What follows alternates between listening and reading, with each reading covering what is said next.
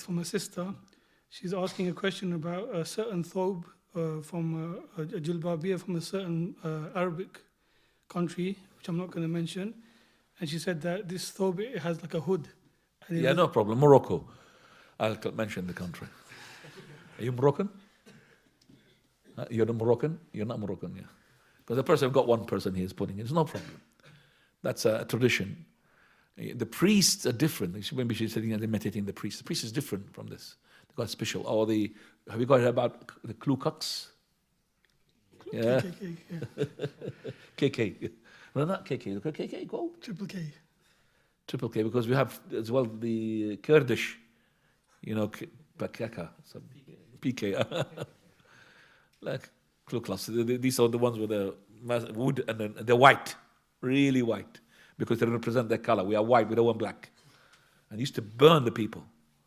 Yes, it used to be religion. Some people, they don't do it now, but they have the mentality of this, wallahi.